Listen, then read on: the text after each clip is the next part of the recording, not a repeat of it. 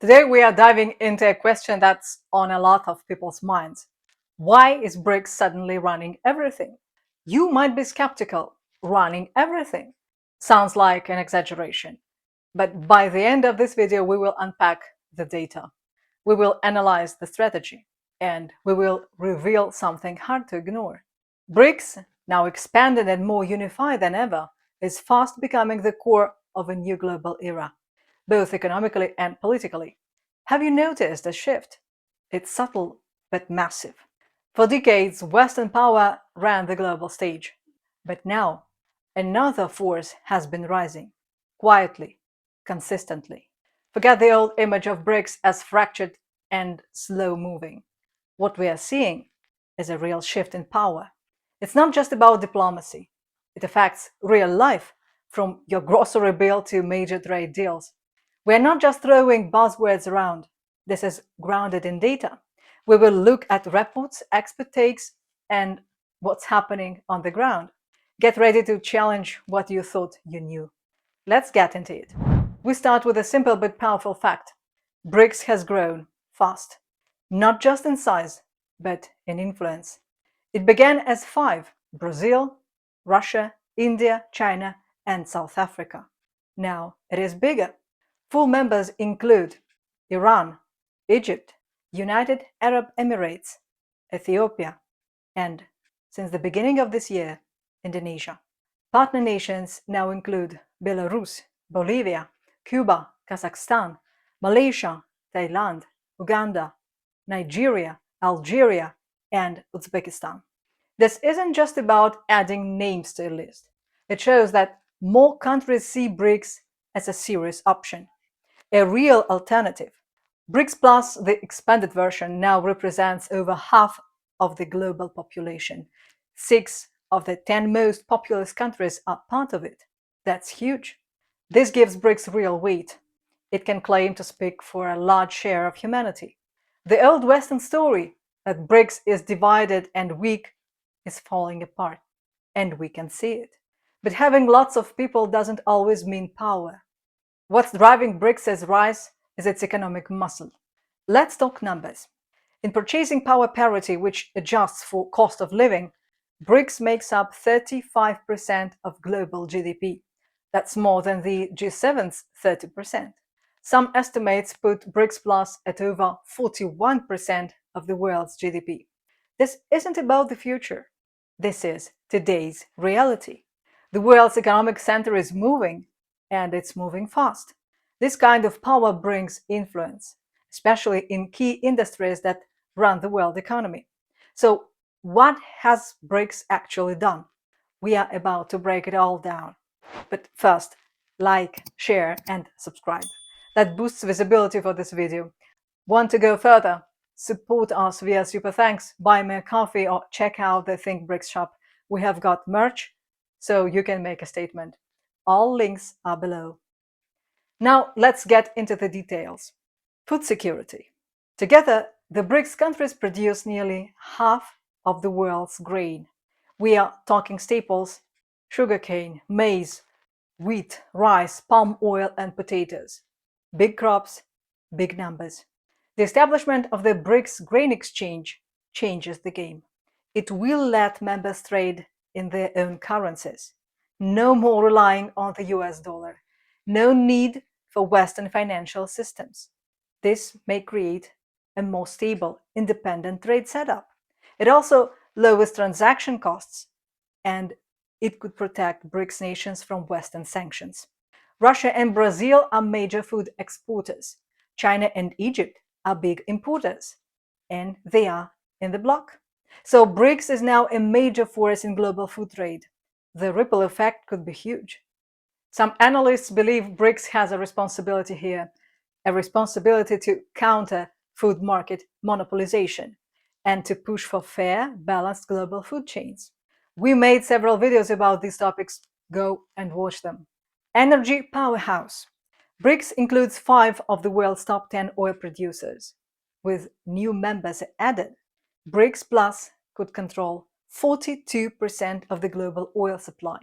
That's nearly half the planet's oil. OPEC Plus still manages oil prices for now, What about the long-term implications? This shift in energy production could reshape the market. Russia is also building nuclear power plants worldwide. Current projects include Egypt, Hungary, Brazil, Bangladesh, Turkey, and Nigeria. This expands BRICS' reach in global energy far beyond oil. Manufacturing muscle. BRICS Plus nations are heavily investing in tech and infrastructure. They are boosting their manufacturing strength across the board. Cars, electronics, textiles, pharmaceuticals, all getting more competitive. And it's not just scale, it's smarts. Automation and AI are transforming production. These aren't yesterday's factories. They are forward-looking, tech-driven industries. China, for example, is leading in iron making. That's shaking up global iron ore and steel markets. The battle for critical minerals. Now we are into strategic territory. BRICS is gaining control over the world's most essential resources. We are talking rare earth elements and critical minerals. The stuff that powers electric vehicles, AI, and clean energy. BRICS countries hold 72% of the world's rare earth reserves. That's staggering. Demand for these materials is exploding. China saw this coming years ago. They poured billions into African mining sector, especially in the Democratic Republic of Congo, the top source of cobalt. Cobalt is key for electric vehicle batteries. And here is the wild part. American companies once dominated cobalt mining in the Democratic Republic of Congo, but they sold the stakes to Chinese firms.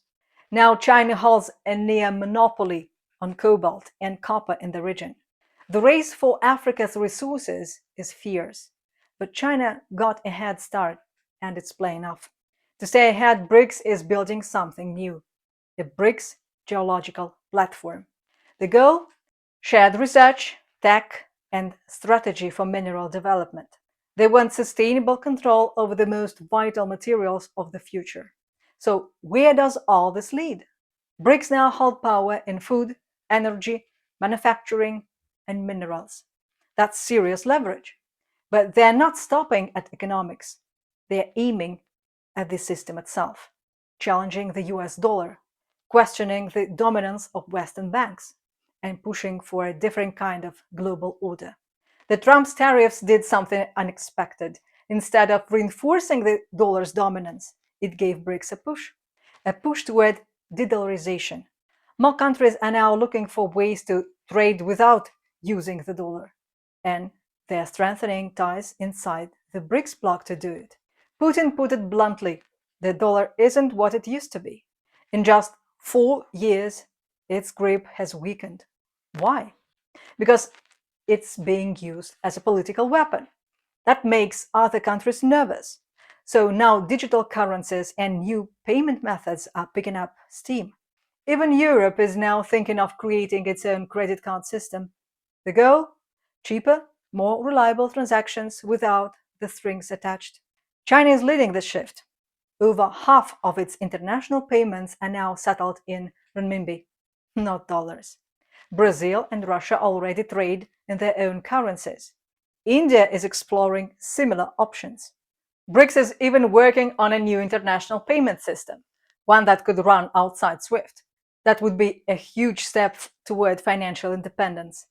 This isn't about killing the dollar, it's about creating options. A multipolar financial system with real alternatives, less risk, more flexibility. Africa's shift toward BRICS adds more weight to this transformation. Over the past 25 years, the continent has turned away from the United States and turned toward China. In sub-Saharan Africa, public opinion favors China about 3-1. Why? Because China is building, not bombing. Schools, hospitals, roads, airports. In contrast, the US is often seen as a force of destabilization. All talk and little benefit. China's Belt and Road Initiative and its partnership with BRICS offer something different, a path to development without outside interference. In many places in Africa, that means a lot. The US is viewed as the architect of decades of war. China is seen as the one building infrastructure. When Trump cut aid to South Africa over land reform, it backfired. It alienated a key African country and pushed it closer to BRICS. That's the broader trend. More nations are turning away from the old global order and looking for a new one. The BRICS summit in Rio this July could mark a turning point. Top of the agenda: strengthening trade, boosting cooperation, and expanding the bloc's influence. Alex Christoforou said it best on our channel: BRICS is putting the pieces in place. Piece by piece, they are building an economic system that stands out on its own. So, is BRICS suddenly running everything? Maybe not suddenly. This has been building for years, but now it's hard to miss. In food, energy, minerals, and finance, BRICS is leading. Africa's alignment adds even more power. Western tariffs, they have only sped things up. We are moving toward a multipolar world, new voices, new trade routes, new rules. Supply chains, prices, and politics, all of it is being reshaped. So stay informed. Like, subscribe, and share your thoughts in the comments. Thanks for watching.